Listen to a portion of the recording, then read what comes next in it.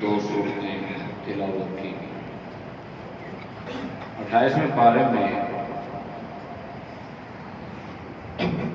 سورۃ المجادلہ، اس میں نبی علیہ السلام کی بیعت کا ذکر کیا گیا. بیعت کی شرعی حیثیت یہ ہے کہ کسی اللہ والے سے اپنا تعلق قائم رکھنا، اس کے دنیاوی طور پہ بہت سارے فوائد بیان کیے گئے، اور سب سے بڑا فائدہ یہ ہے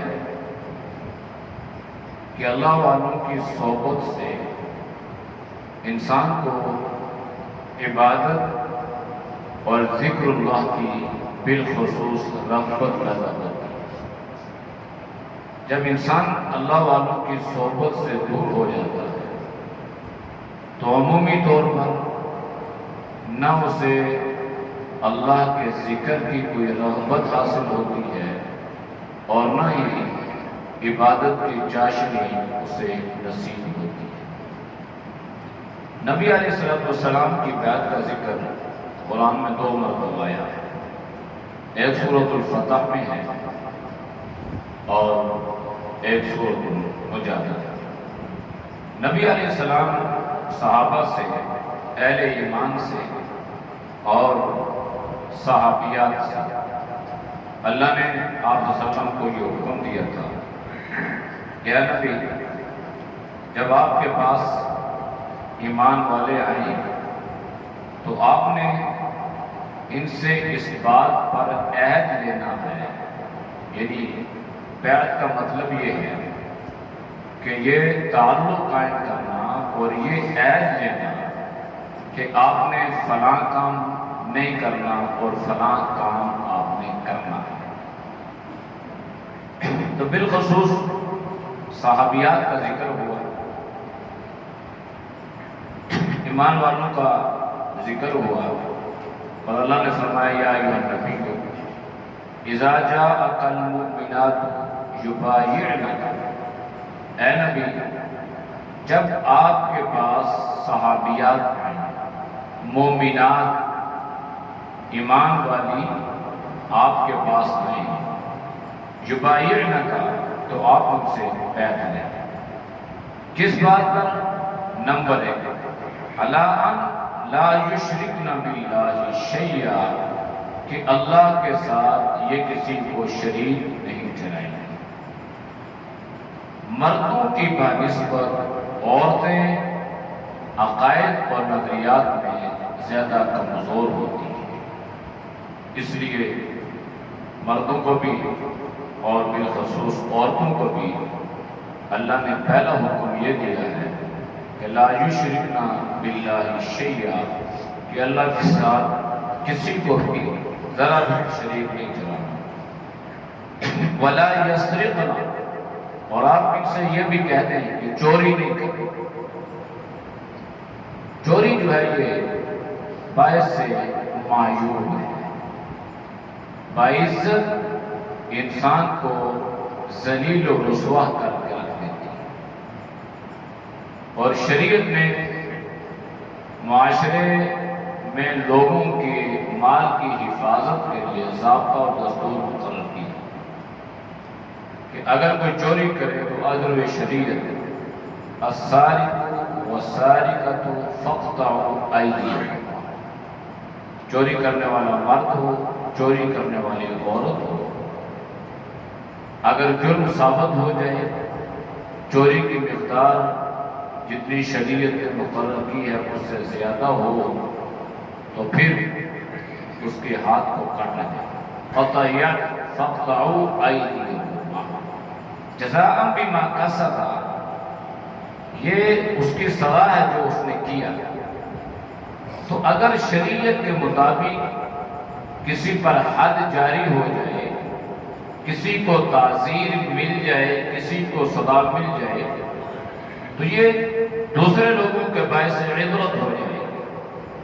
اور کوئی آدمی چوری کرنے کی جرات اور جسارت نہیں کر سکے گا، کوئی آدمی کسی قسم کی کرپشن نہیں کر سکے گا، چاہے وہ سیاسی ہو، چاہے وہ غیر سیاسی ہو، چاہے وہ ملازم ہو، چاہے وہ مالک ہو، تو وہ چوری نہیں کرے گا۔ ایک تو انسان کو اللہ کا خوف ہوتا ہے، ایک اسے قانون کی گرفت کا بھی خوف رہتا ہے کہ اگر میں نے یہ جرم کیا تو میں قانون کے زد میں آؤں گا، میں قانون کی گرفت میں آؤں گا، مجھے سزا جو ملے گی وہ تو ملے گی، لیکن معاشرے میں سب اٹھانے کے قابل نہیں ہے۔ اس لیے چوری کرنے والا اپنا ضمیر بیچتا ہے، اپنے ضمیر کا سودا کرتا ہے، اسے اس چیز کا خیال نہیں رہتا کہ اگر میری اس چوری کا علم فلاں کو یا معاشرے میں یا محلے میں یا کسی کو ہو گیا تو پھر میری کیا عزت رہے گی، میرے اوپر لوگ کوئی اعتماد یا یقین نہیں کرے۔ نبی علیہ السلام کے پاس ایک مقدمہ آیا کہ فلاں قبیلے کی ایک فاطمہ نامی عورت نے چوری کی ہے، تو سفارشیں آپ کے پاس آئیں کہ آپ اس کا قطع یاد نہ کریں، اس کا ہاتھ نہ کاٹیں، بڑی قبیلے کی عورت ہے، باعزت عورت ہے، اگر ہاتھ کاٹ دیا تو صرف عورت کی نہیں بلکہ سارے قبیلے کی بدنامی ہو جائے گی کہ فلاں قبیلے کی عورت نے یہ جرم کیا، چوری کی۔ تو اللہ کے نبی نے عجیب جواب، آپ نے فرمایا یہ تو فلاں قبیلے کی ہے، اگر اس فاطمہ کے بجائے میری بیٹی فاطمہ بھی اگر خدا نہ خواستہ یہ جرم کرتی، چوری کرتی، تو میں محمد یہ سزا اس پر بھی جاری کرتا۔ تو یہ انصاف ہے، انصاف کا تقاضا ہے۔ یہ نہیں ہے کہ طاقت والوں کے لیے قانون کچھ اور ہو، کمزور لوگوں کے لیے کچھ اور ہو، اپنوں کے لیے کچھ اور ہو، دوسروں کے لیے کچھ اور ہو۔ تو اس طریقے سے نظام نہیں چل سکتا۔ ریاستی نظام کو چلانے کے لیے انصاف کا بول بولا ہونا یہ انتہائی ضروری ہوتا ہے۔ اگر انصاف کے تقاضے بروز خاطر نہیں رکھے جائیں گے تو پھر ریاست کا جو نظام ہے، جو قانون، وہ کمزور ہو جائے گا۔ لہذا ہر آدمی کو کرپشن کے موقع ملیں گے، ہر آدمی چوری کرے گا، ہر آدمی ڈکیتی کرے گا، جیسے آج ہمارے ملک کا نظام ہے۔ جن لوگوں کو واسطے پڑھتے ہیں کچہریوں سے، تھانوں سے، عدالتوں سے، اللہ سب کی حفاظت فرمائے، اس طریقے سے انسان پریشان ہوتا ہے کہ معمولی سی معمولی بات کے اوپر بھی جو قانونی اس کا ایک حق بنتا ہے، قانونی حق بنتا ہے، شرعی حق اس کا بنتا ہے، اس حق کو لینے کے لیے بھی جب تک وہ غیر قانونی راستہ اختیار نہیں کرے گا اس کو وہ حق نہیں ملے گا۔ اگر ملے گا بھی تو اس کو اتنی دیر ہو جائے گی، اتنی تاخیر ہو جائے گی کہ وہ سارے دن کی ہاتھ ہی مانگتا رہ جائے گا۔ یہ ایک نظام اور ایک سسٹم کی کمزوری ہے، اور ہمارے ملک کا جو نظام معیشت ہے اس میں بنیادی خامی یہی ہے کہ اس نظام کو یوں وضع کیا گیا ہے کہ امیر جو ہے یہ امیر سے امیر تر ہوتا جا رہا ہے اور غریب سے غریب تر ہوتا جا رہا ہے۔ لہذا جب انصاف والے کو انصاف نہیں ملے گا، انصاف کے تقاضے پورے نہیں ہوں گے، قانون کی گرفت مضبوط نہیں ہوگی، قانون اپنوں اور غیروں کے لیے مختلف ہوگا، تو پھر وہاں چوریاں بھی ہوں گی، وہاں ڈکیتیاں بھی ہوں گی، وہاں راہزن بھی ہوں گے، اور وہاں دنیا کا ہر جرم بڑے سے بڑا، چھوٹے سے چھوٹا ہوگا۔ اس لیے ریاستی نظام کے تشخص کو برقرار رکھنے کے لیے اللہ نے فرمایا کہ آپ ان سے کہتے ہیں وَلَا يَسْرِقْنَا، چوری نہیں کرنی، ولا یزنی، بدکاری نہیں، زنا نہیں کرنا۔ زنا فنا ہے، اور یہ ایسا جرم ہے جس کے بارے میں علماء نے لکھا ہے کہ اس کا بدلہ انسان کو دنیا میں مل جاتا ہے۔ ایک شخص نبی علیہ السلام کی خدمت میں آ گیا۔ اللہ کے نبی، زمانہ جاہلیت میں مجھے اس کی بڑی عادت تھی، بدکاری کی، زنا کی، تو آپ مجھے رخصت دیں، آپ مجھے اجازت دیں کہ میں یہ کام اب بھی کروں۔ نبی علیہ السلام نے سمجھانے کیا تھا، آپ نے فوراً غصہ نہیں کیا، آپ اس کو ڈانٹ دیتے، اپنے دربار سے اٹھا دیتے ہوئے فرمایا اچھا یہ بتاؤ، یہ جو تم کام کرو گے یہ کس سے کرو گے؟ کسی عورت سے۔ وہ عورت کسی کی ماں، کسی کی بہن، کسی کی بیٹی، کسی کی بیوی، یہ رشتے اللہ نے بڑے احترام والے بڑے۔ اللہ کے نبی نے پوچھا کہ یہ بتاؤ، اگر یہی غلط کام اگر کوئی تمہاری ماں، بہن، بیٹی سے کرے تو برداشت کرو گے؟ اس سے کیا نہیں، یہ کیسے ہو سکتا ہے؟ فرمایا کہ جب دوسروں کے بارے میں غیرت مند جب اپنوں کے بارے میں غیرت مند بنتے ہو تو دوسروں کے بارے میں بھی غیرت مندی اختیار کرو۔ اگر آج تمہاری نظریں کسی غیر کی طرف اٹھیں گی تو کل غیر کی نظریں تمہارے گھر کی طرف بھی اٹھیں گی، لہذا اپنے گھر کو اگر بچانا چاہتے ہو تو اپنی نظروں کی حفاظت کرو۔ اس نے توبہ کی۔ اللہ کے نبی آج کے بعد آپ کو گواہ بنا کے یہ کہتا ہوں کہ کبھی بھی اس گناہ کے قریب نہیں جاؤں گا۔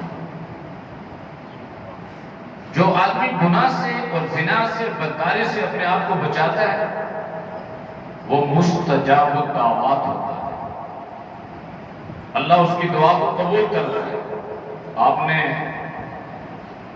بنی اسرائیل کا ایک واقعہ سنا ہوگا کہ 3 مسافر تھے، سفر کرتے کرتے غار میں بنا لی، غار کا منہ بند ہو گیا، یہ تینوں بڑے پریشان ہو گئے، بڑی چٹان آ گئی، اب یہ زور لگا رہے ہیں، اب انہوں نے اللہ سے مانگنا شروع اور اپنی اپنی نیکیاں انہوں نے اپنے سامنے رکھی اور ان نیکیوں کو انہوں نے وسیلہ بنایا۔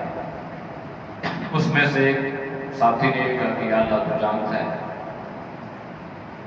کہ میں اپنی چچا زاد بہن پر عاشق تھا، فریفتہ تھا، یہاں تک کہ میں اس سے زنا کرنے لگا۔ کوئی دیکھنے والا نہیں تھا، خلوت تھی، بالکل زنا پہ قادر تھا، لیکن جب میں کرنے لگا تو اللہ مجھے تیرا خوف آ گیا۔ اس وقت میرا اللہ مجھے دیکھ رہا ہے، میرا رب مجھے دیکھ رہا ہے، تیرے خوف کی وجہ سے میں نے اس کو چھوڑا اور میں اس گناہ سے بچ گیا اور میں نے توبہ استغفار کی۔ یا اللہ اگر میرا یہ عمل تجھے قبول آیا، پسند آیا تو اللہ اس عمل کی برکت سے آج ہماری اس مشکل کو حل فرما۔ جب اس نے یہ دعا کی تو اللہ کے نبی نے فرمایا کہ پتھر نے اس چٹان نے سرکنا شروع کر دیا، غار کا منہ کھلنا شروع کر دیا۔ تو اس پر علماء نے لکھا کہ یہ عمل ایسا تھا کہ زنا سے اللہ نے اس کی حفاظت فرمائی۔ تو اس بنیاد پہ اس نے اللہ سے رجوع کی، دعا کی، تو اللہ نے اس کی دعا کو قبول فرمایا۔ تو معلوم یہ ہوا کہ جو اپنے آپ کو اس غلط کام سے، بدکاری سے اپنے آپ کو بچاتا ہے، اللہ اس کی دعا کو دنیا میں قبول فرماتا ہے۔ ویسے تو اللہ سب کے سنتا ہے، لیکن بعض ایسے لوگ ہیں جو مستجاب الدعوات ہوتے ہیں، یعنی جس وقت جب جو اللہ سے مانگتے ہیں اللہ فوراً ان کو وہ عطا کر دیتا ہے۔ وَلَا يَقْتُلْنَ أَوْلَادَهُنَّ، فرمایا کہ اپنی اولاد کا قتل نہ کرنا۔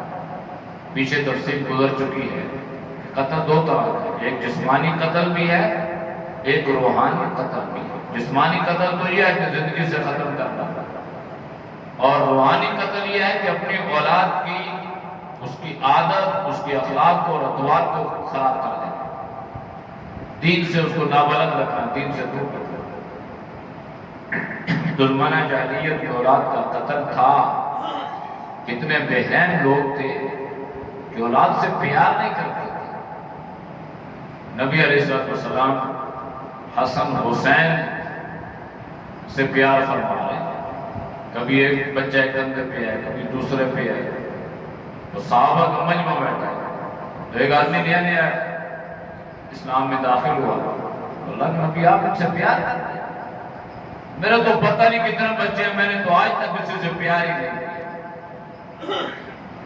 تو اللہ کے نبی نے فرمایا کہ جب محبت کا مادہ، پیار کا مادہ، رحم کا مادہ اللہ نے تیرے دل سے اٹھا لیا تو ہم کیا کر سکتے ہیں؟ یعنی یہ فطرت میں اللہ نے رکھا۔ تو اس لیے زمانہ جاہلیت میں نہ پیار نہ محبت بلکہ اولاد کا قتل حق تھا۔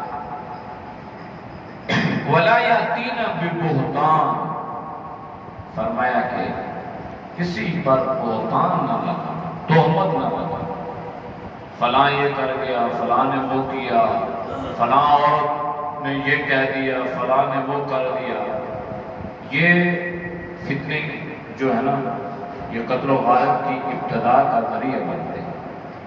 اس لیے اللہ نے قرآن میں ذکر فرمایا دو جگہ پہ، ایک اکبر ایک اشد، والفتنۃ اشد من القتل۔ یہ جو فتنے ہیں یہ قتل سے بھی زیادہ سختی کی طرف چلے جاتے ہیں۔ بعض مرتبہ اگر قتل ہوا تو ایک قتل ہوا نا، بعض مرتبہ جب فتنے پھیلتے ہیں تو اس ایک فتنے کی وجہ سے ایک قتل نہیں کتنے لاکھ قتل ہو جاتے ہیں۔ اس لیے فرمایا کہ بہتان نہیں لگا، تہمت نہیں لگا۔ آپ اچھائی کے کاموں پہ ان سے بیعت کرنی ہے اور ان سے یہ کہہ دیں کہ جو دستور کے موافق جو کام ہے، شریعت کے مطابق جو کام ہے، وَلَا يَعْصِينَكَ فِي مَعْرُوفٍ، ان معروف کاموں میں ان عورتوں نے نافرمانی نہیں کی، اس بات پہ آپ ان سے کہہ دیں۔ اگر وہ اس بات کا اقرار کر لیتی ہیں فَبَايِعْهُنَّ، آپ ان کے لیے استغفار بھی کریں، وَاسْتَغْفِرْ لَهُنَّ اللَّهُ، اور آپ ان کے لیے اللہ سے استغفار بھی کریں۔ جن کے لیے اللہ کا نبی معافی مانگ لے تو اس کے تو مزے ہو گئے، اس کی تو آپ صلی اللہ علیہ وسلم کی درخواست تو اللہ کبھی رد نہیں کرتا، اور جو جنہوں نے بیعت کی آپ صلی اللہ علیہ وسلم کے ہاتھ میں ان باتوں کا عہد کیا، اقرار اللہ کے نبی نے لیا، تو اللہ کے نبی نے ان کے لیے استغفار کی، تو جب اللہ کے نبی نے استغفار کی تو اللہ نے ان کے سارے گناہوں کو معاف کر دیا۔ سورہ صف میں اللہ نے اہل ایمان کو ایک عام تبلیغ، دعوت، دین کے متعلق ایک مختصر سا حکم دیا، اور وہ یہ ہے یا ایھا الذین آمنوا لم تقولون ما لا تفعلون، اے ایمان والو ایسی باتیں کیوں کہتے ہو جو کرتے نہیں۔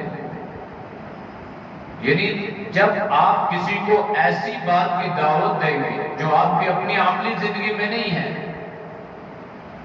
تو اگلے کا جو جواب ہوگا وہ اتنا خطرناک ہوگا کہ ہو سکتا ہے اس جواب کی وجہ سے وہ دائرہ اسلام سے بھی خارج ہو جائے۔ بعض مرتبہ انسان لاپرواہی میں کوئی ایسا جملہ کہہ دیتا ہے نا کہ وہ جملہ وہ فکرہ کفریہ ہوتا ہے، جب انسان نے کوئی کفریہ کرنا کہہ دیا تو دائرہ اسلام سے خارج ہو۔ آپ نے کسی کو کہا نماز، وہ کہتا ہے خود نماز پڑھتا نہیں ہے، جان تیری نمازیں پڑھی ہے، بڑا نمازی، ایسے الفاظ۔ تو اس طریقے سے دعوت مؤثر نہیں ہے، پیغام مؤثر نہیں ہے۔ لہذا کسی کی اصلاح کرنے سے پہلے اپنے آپ کو اللہ کے حضور پیش کرنا ہے، اور سب سے پہلے اپنی اصلاح کرنی ہے کہ کل کوئی مجھے یہ نہ کہتے کہ مجھے تو بڑی تبلیغ کرتے ہو، ترغیب دیتے ہو، دعوت دیتے ہو، اور اپنی حالت تمہاری ایسی ہے کہ خود ایسا کرتے ہو۔ اولاد کے بارے میں نہیں، یہ اپنی ذات کے بارے میں ہے۔ اگر کوئی آدمی خود راہ راست پہ ہے اور اس کی اولاد راہ راست پہ نہیں ہے تو آپ اسے نہیں کہہ سکتے ہمیں تو نماز کا کہتے ہو، دین کا کہتے ہو، اچھائی کی تبلیغ کرتے ہو، اور اپنی اولاد نہیں۔ ہدایت اللہ کے مقدر میں ہے۔ اگر اولاد ہدایت سے محروم ہے تو یہ نئی بات نہیں ہے۔ حضرت نوح علیہ السلام پیغمبر ہیں، بیٹا ہدایت سے محروم ہے۔ حضرت ابراہیم اللہ کے خلیل ہیں، باپ ہدایت سے محروم ہے۔ آگے سورہ تحریم کے آخر میں اللہ نے اس چیز کا ذکر فرمایا ہے۔ تو یہ ضابطہ ہے، لہذا اصلاح کی ضرورت ہے۔ جب اپنی اصلاح ہوگی تو دوسروں کی اصلاح بھی ہو جائے گی۔ اس میں خوشخبری دی گئی جناب عیسیٰ علیہ السلام نے کہ میرے بعد نبی آئیں گے، اور وہ جو نبی ہوں گے وہ ہم سب کی تصدیق بھی کریں گے، اور ان کا نام جو ہوگا وہ احمد ہوگا۔ لہذا توراۃ، زبور، انجیل میں جناب نبی کریم صلی اللہ علیہ وسلم کی بعثت کی خوشخبریاں اللہ نے دی۔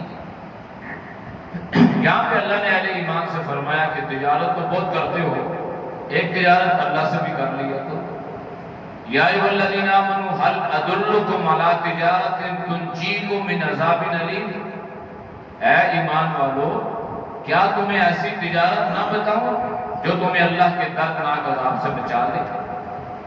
فرمایا وہ یہ ہے کہ اللہ اور اللہ کے رسول پر ایمان رکھو، اور اللہ کے راستے میں اپنا مال خرچ کرو۔ کہیں پہ جان کی ضرورت ہے تو جان، کہیں پر مال کی ضرورت ہے تو مال۔ فرمایا کہ یہ چیزیں زیادہ اہل ایمان کے لیے بہتر ہے۔ سورہ جمعہ میں اللہ نے جمعے کا ذکر فرمایا، یا ایھا الذین آمنوا اذا نودی للصلاۃ، اے ایمان والو جب جمعے کی اذان ہو جائے تو کیا کرو؟ للصلاۃ من یوم الجمعہ فاسعوا الی ذکر اللہ، دوڑو اللہ کے ذکر کی طرف، نماز کی طرف۔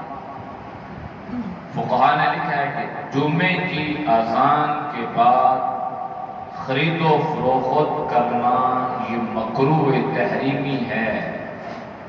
اذان ہو گئی، اب صحابہ کا کیا عمل تھا؟ صحابہ اگر کوئی چیز دے رہے ہیں، کوئی چیز بیچ رہے ہیں، اذان کی آواز کانوں میں پڑتی تھی تو اس سودے کو یہاں پہ ختم کر دیتے تھے اور فرماتے تھے اب یہ تجارت بڑی نہیں ہے، اب اللہ اکبر آ گیا، اب اللہ بڑا، وہاں چھوڑا۔ تو اللہ نے ان کی تجارت میں نفع دی۔ یہ نہیں ہو سکتا کہ انسان جمعہ والے دن اپنی دکانیں، اپنا کاروبار بند نہ کرے اور یہ سوچے کہ اگر ہم نے بند کر دیا تو نقصان ہو جائے گا۔ نہیں، ایمان اور یقین یہ ہو کہ دین پر چلیں گے تو اللہ ہمیں نفع عطا کرے۔ یہ ہو نہیں سکتا کہ دین پہ چلیں اور اس میں انسان کو نقصان ہو۔ یہ نظر آتا ہے لیکن حقیقت میں یہ نقصان نہیں ہوتا۔ اس لیے اکثر کوشش کیا کریں جمعے والے دن جب جمعے کی اذان ہو جائے تو مسجدوں کی طرف رخ کیا جائے۔ ہمارے یہاں کیا ہوتا ہے، جمعے کی اذان ہوتی ہے، پھر ہم تیاری شروع کرتے ہیں، پھر نعتیں ہوتے ہیں، پھر اس کے بعد خطیب جب خطبے کے لیے عین عربی کا جو خطبہ ہے نا اس کے لیے ممبر پہ بیٹھتا ہے تو پھر ہم تشریف لاتے ہیں۔ تو بعد میں جب دینی معاملات میں ہم کہیں پہ پھنستے ہیں تو پھر ہم کہتے ہیں مولوی بتاتے ہی نہیں، لوگ بتاتے ہی نہیں۔ اس لیے جمعے کے بیانات، ایک حدیث میں اللہ کے نبی نے فرمایا کہ ایک وقت ایسا بھی آئے گا کہ لوگ جب خطیب خطبہ دے گا تو اس وقت مسجد میں لوگ آئیں گے۔ حالانکہ وہ زمانہ بھی تھا کہ لوگ اشراق کے وقت، پھر آہستہ آہستہ اس میں اور کمزوری آئی، پھر زوال کے وقت، پھر اذانوں سے پہلے اور بالقرآن خطبے کے وقت۔ تو اگر ہم پہلے آئیں گے تو اللہ کے نبی نے ارشاد فرمایا کہ ایک اونٹ اللہ کے راستے میں صدقہ کرنے کا ثواب اللہ عطا فرمائے گا۔ بعد میں آنے والا ایک گائے، پھر بکری، پھر مرغی، پھر انڈا۔ پھر اللہ کے نبی نے فرمایا کہ جب خطیب خطبہ دینے کے لیے منبر پر بیٹھ جاتے، جو عربی کا خطبہ ہے، کیونکہ ہم عجمی ہیں نا، عربی سمجھتے نہیں ہیں، اس لیے ہم اپنی اپنی زبان میں یہ بیان کرتے ہیں فائدے کی غرض سے۔ نبی علیہ السلام چونکہ عربی میں وعد و نصیحت کیا کرتے تھے، تو وہ جو سنت عربی میں وہ تو اپنی جگہ پوری ہوتی ہے، لیکن وعد و نصیحت والی سنت ہم اپنی زبان میں پوری کرتے ہیں۔ تو آپ صلی اللہ علیہ وسلم نے فرمایا کہ جب خطیب خطبہ دیتا ہے نا، تو اس سے پہلے فرشتے ہر آنے والے کا نام مسجد کے دروازے پہ درج کرتے ہیں، استقبال کرتے ہیں، لیکن جب خطبہ شروع ہو گیا وہ رجسٹر بند کر کے خطبہ سننے میں مصروف ہو جاتے ہیں، اب آنے والوں کا نام درج نہیں ہوگا۔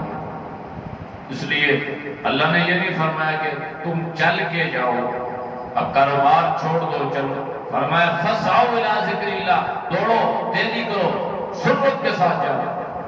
وذروا البیع، تجارت چھوڑ دو، کاروبار چھوڑ دو، خرید و فروخت چھوڑ دو۔ ذالکم خیر لکم ان کنتم تعلمون، اگر تم اس بات کو جان لو تو یہ تمہارے لیے بہتر ہے۔ ہاں نماز ہو جائے، قضیت الصلاۃ فانتشروا فی الارض، پھیل جاؤ، وابتغوا من فضل اللہ، پھر خوب اللہ کا رزق تلاش کرو، اللہ دینے والا ہے، منع نہیں کیا، اللہ کو یاد کرو تاکہ کامیاب ہو۔ سورۃ منافقون میں منافقین کا ذکر ہے، لیکن اس سورۃ کے آخر میں اللہ نے اس بات کو فرمایا ہے کہ اے ایمان والو، کہیں تمہیں تمہاری اولادیں اور تمہارا مال اللہ کے ذکر سے غافل نہ کر دے۔ جس کو غافل کر دیا وہ خسارے میں چلا گیا، لہذا اللہ کے راستے میں خرچ کرو، اس سے پہلے کہ ان یأتی احدکم الموت، موت کا دن آئے، فیقول رب لولا اخرتنی الی اجل قریب، پھر تم اللہ کے سامنے اللہ کی عدالت میں یہ کہو کہ اللہ ہمیں تم نے تھوڑی سی مہلت کیوں نہ دی، ہمیں مہلت دے، ہم دوبارہ دنیا میں جائیں، فاصدق، ہم دنیا میں جا کے صدقہ کریں، وَأَكُن مِّنَ الصَّالِحِينَ، پھر ہم نیک لوگوں میں سے ہو جائیں۔ اللہ فرمائے گا وَلَن يُؤَخِّرَ اللَّهُ، اب تمہیں کسی قسم کی مہلت اور خیر نہیں ہے۔ اللہ ہمیں باتوں پہ عمل کی توفیق نصیب فرمائے۔